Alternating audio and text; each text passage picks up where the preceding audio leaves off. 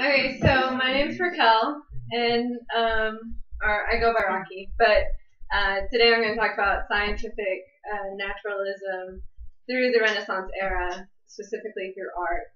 So first off, does anyone know what scientific naturalism is? By chance, maybe? Sounds like pantheism. Yeah. Well, for artists, it was scientific naturalism was when artists use science such as anatomy, mathematics, and geometry to make their art more naturalistic. And this really began in the 15th century with the Renaissance era. And with the Renaissance era, that was a rebirth, obviously.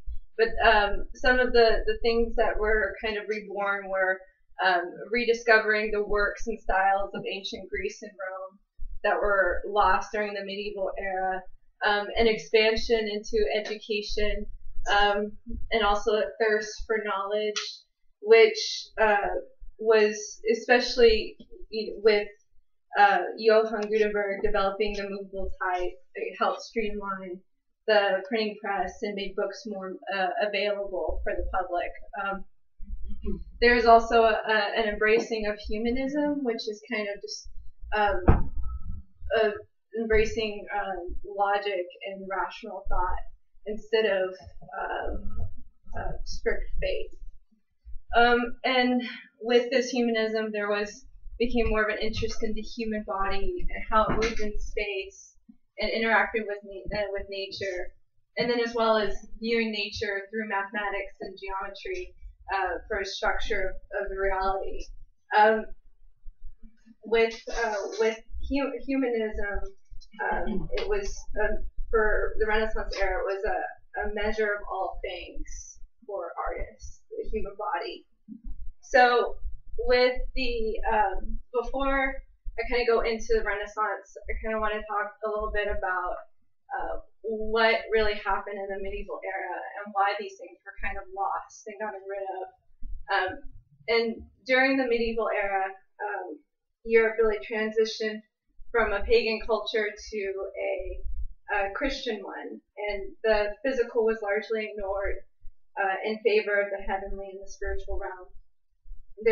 Because of Adam and Eve's sin, there really was no interest in the human body because the body was considered a sin. And also the idea of making images, especially with the Ten Commandments, the fact that forbid making any graven images or any likeness of anything that is in heaven above, or that is in the earth beneath, or that is in the water underneath.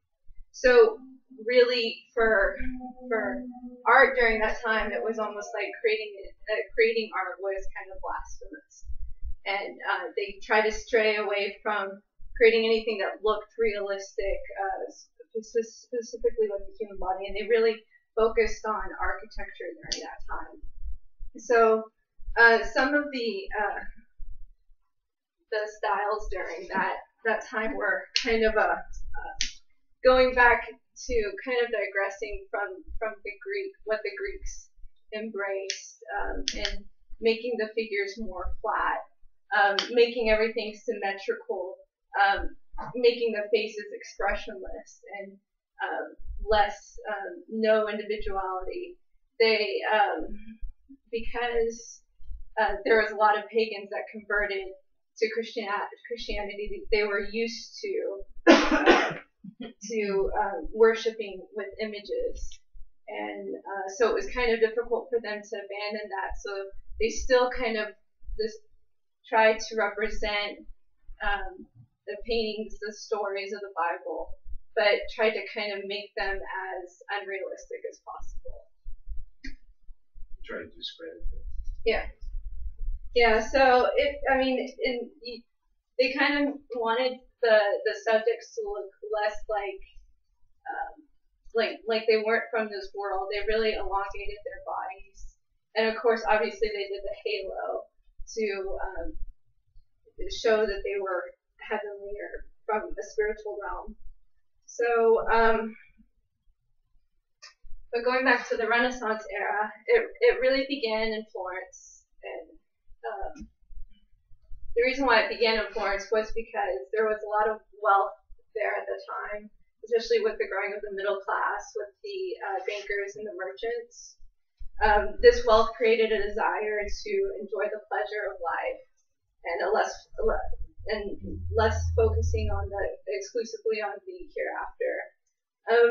Because they overcame a lot of invasion during that time, it became a really ideal city-state where freedom and liberty were cherished, as well as individuality.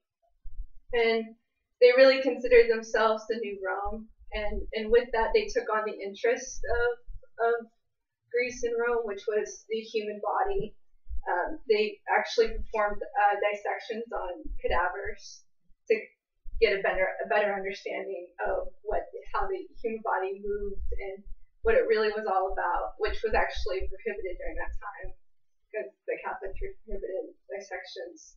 So that was kind of interesting. But Italy was not a country. No, not at that time. They were just city-states. This is a map of it right now, what it was during the 1494. The beginning of what we now know is. it's really interesting to see how far the Ottoman Empire came up and exactly where it was in relationship to everything else. That's where the Ottoman Empire was in relationship to the birth of the Renaissance. And that bunch of assholes that ran Venice, that's where the shit started. And we're still living with that right now. Same assholes that are running us. Okay, well,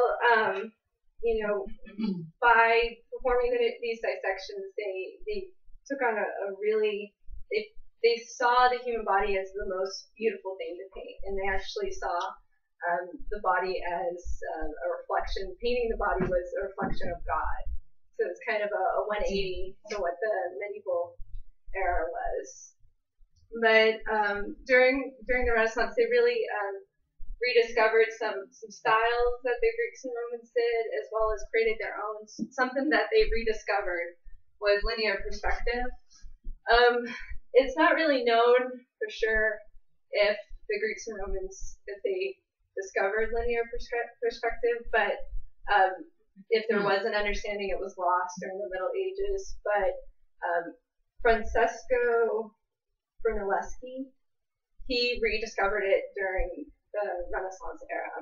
And at the time, they kind of perfected the human body, but they really wanted to show the space around the subject and how it and match it naturalistically along with what they were doing with the body. So they took linear perspective and started doing that, and it kind of fits with the Renaissance humanism because it structured all images of reality to address a single spectator who, unlike God, could only be in one place at a time.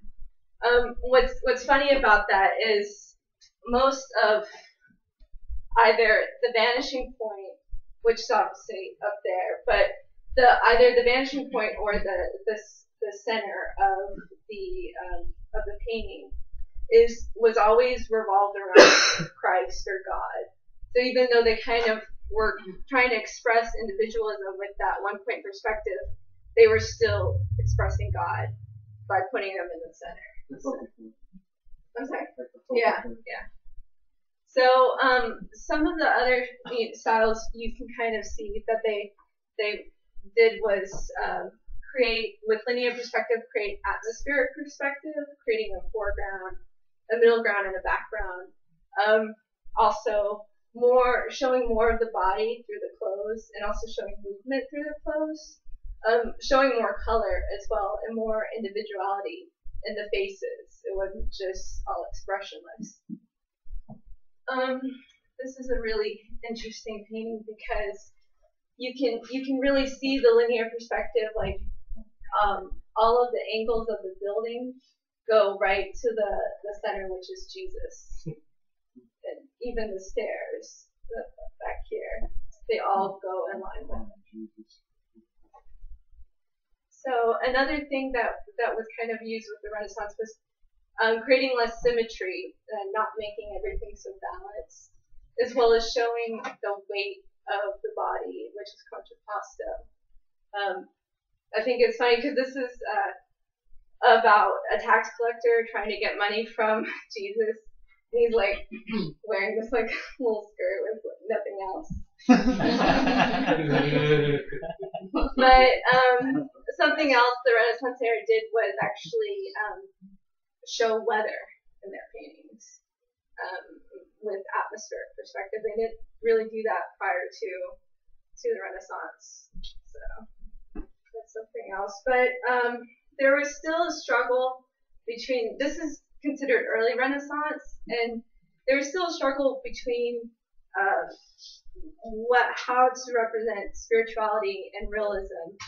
A lot of people, artists, didn't think that they could show the spiritual side with making it look real, because realism was more of a classical antiquity thing, where it was considered that it wasn't spiritual, it wasn't otherworldly, and so they didn't know how to really tie the two together, spirituality and realism. And the person that really did that was Leonardo da Vinci.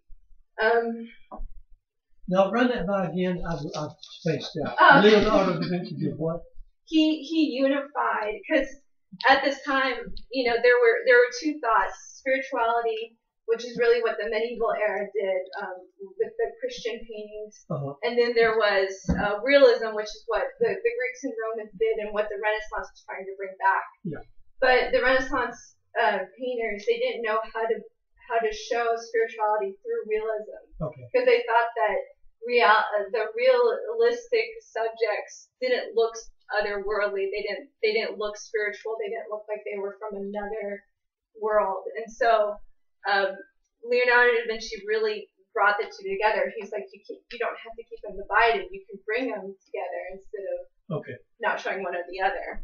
And you can see that, like, in this painting. This is a painting by Verrocchio, and he was actually Da Vinci's teacher. Da Vinci was his apprentice.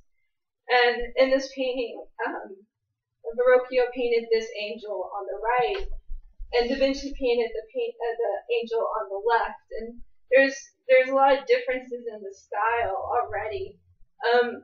With this angel, he looks more like a boy, whereas in this angel, he it's not really, Da Vinci was already embracing that divine beauty, showing that beauty was really kind of a divine nature, especially with the light and the hair. It's also with the composition of the body is just more complex than what was normally seen prior to this. So is this a composite from which you almost fit? Yeah, well, I mean, this was considered Verrocchio's painting, but the masters at that time, they had apprentices, like an apprentice to help them, and the apprentice would make their paints with pigments, and they would also help, like, either paint the background, which Da Vinci did, and they would also do like little things, but the master artist would do the subject, the focal point, whatever was commissioned. But yeah, so this, even though Leonardo da Vinci painted it, it was not considered a compilation. So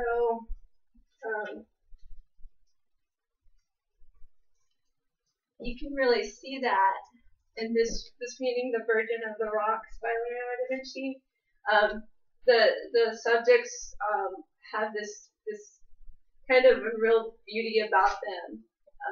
Not only that, but he's really kind of, he developed, helped create the chiaroscuro effect, which is the light and dark during the Renaissance era.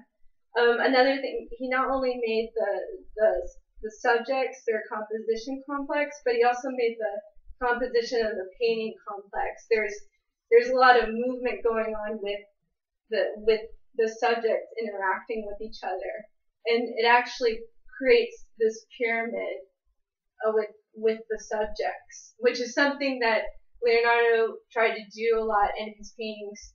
He trying to unify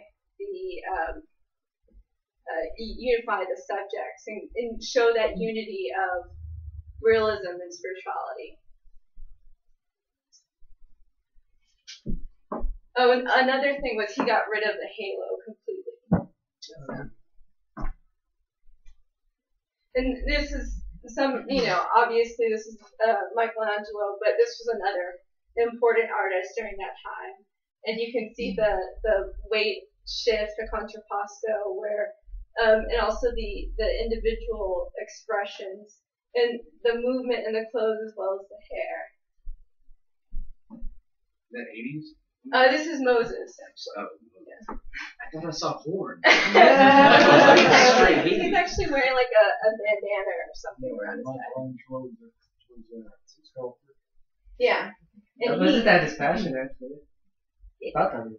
Yeah, and he also was a poet, and he did paint. He painted the Sistine Chapel. It looks like a rusty I would guess that was the Greek dude on the left. Michelangelo. That it also looks like Poseidon. I've seen some Greek. Yeah. I've seen a lot of Greek because, like you were saying, it's all Greco-esque at that point. Because once the Romans found out about what the Greeks were doing previously, they're like, "Yeah, we gotta adapt the style because it's good." What's funny about that is like the Romans can never perfect the balance, the contrapposto, the weight shift without having them supported by some kind of object because otherwise they'd fall over. Yeah. So that's how you can tell if it's Roman. If there's like some kind of like bar between the legs or something like that. The Egyptians. I mean, kind of.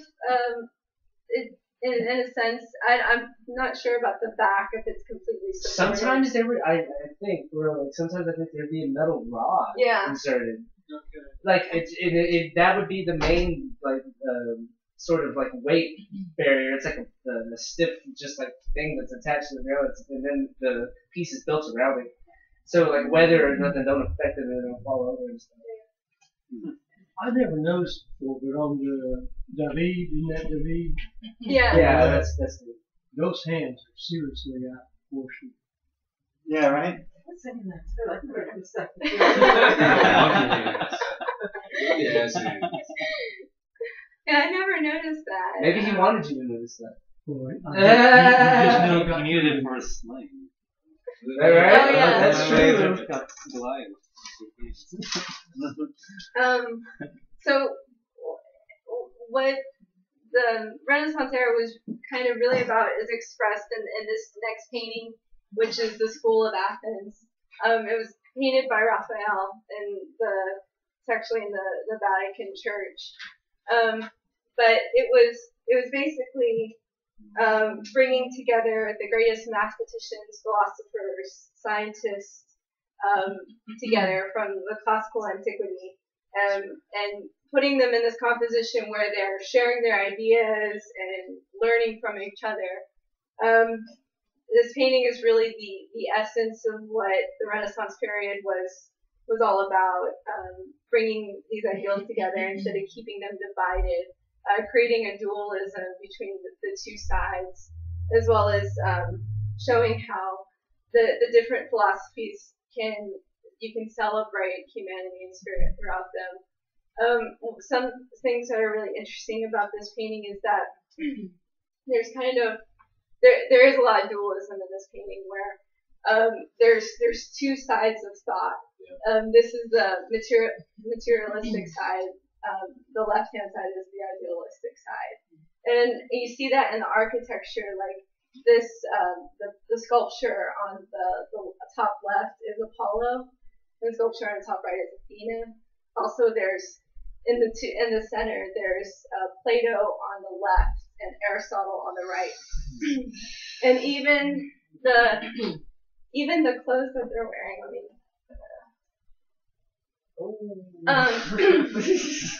Even the clothes that they're wearing, Plato has red and and gray, which is kind of the element of fire and ether, which are intangible elements, whereas Aristotle is wearing brown and blue, which represent water and earth, which are obviously materialistic. And they even are carrying, it's hard to see in this image, but because it's blown up, but the books that they're carrying, this book that Plato's carrying is Timaeus, and Aristotle is carrying his ethics book. So, and so is Aristotle pointing down? Like, what is he? Oh yeah, that was another thing. Plato is pointing up, and that was kind of like his ideal thought of spirituality, whereas Aristotle is pointing down, you know, kind of like representing the here and now. Yeah. Wow. That's what I'm looking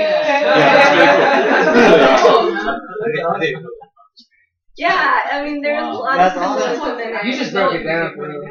I gotta say though, if it's true that that's the materialistic side, Zoroaster is on the materialistic side. He's the one holding the spear. Oh yeah. I know that one for sure. Which way? Oh, He's 19. Yeah, he is. Yeah. Oh, God.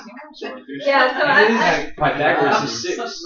yeah, so Wow. I have more of the. Thanks, So here is, they think this is on the far left is Alexander the Great, and then Xenophon, and then Ascanius, or I think actually I got those two wrong, and then Socrates, and this was actually Raphael took a bust of Socrates' head and he painted it from that, so he got it pretty much exact, but he also used other models, other famous models. Actually, Plato was, Da Vinci was the model for Plato. Nice. And then here's, Pythagoras, and he has his graphs, and also representing the harmony of the spheres. Yes. And then